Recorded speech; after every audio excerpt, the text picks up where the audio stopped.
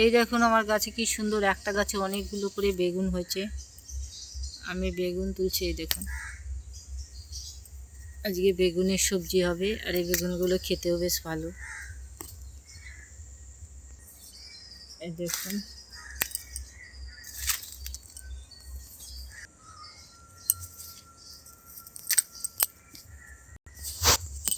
গাছ ভর্তি বেগুন, দেখুন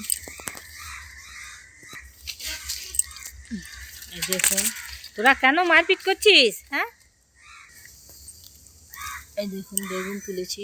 কেন মারপিট করছিস? হ্যাঁ, দাঁড়া দাঁড়া। এখানে আমার অনেক ধনেপাতা হয়েছে, আমি ধনেপাতা তুলছি। আমি ধনেপাতার পাতাগুলো শুধু তুলবো, কারণ গাছ তুলবো না, গাছ তুললে আমি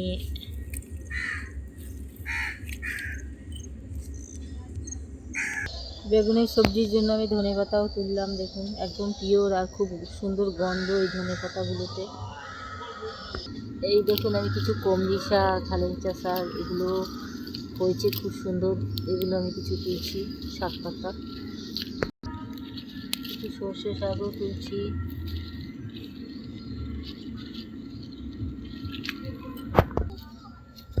এখানে প্রচুর শাক সবজি আছে দেখুন।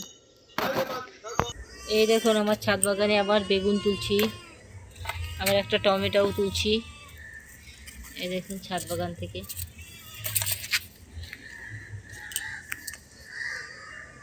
এখান থেকে কিছু আলু শাকও তুলব। সব শাক মিলিয়ে একটা শাক করে কি সুন্দর আলু শাক হয়েছে আমার ছাদ বাগানে। এই দেখুন, আর নিচেও লাগিয়েছি, উপরেও লাগিয়েছি। এই দেখুন কত সুন্দর আলু শাক হয়েছে। এই দেখুন আমার টোটাল সবজি, দেখুন কি সুন্দর আমার ঘরের সবজি, একদম প্রিয় সবজি, শাক সবজি। আজ এটাই রান্না হবে।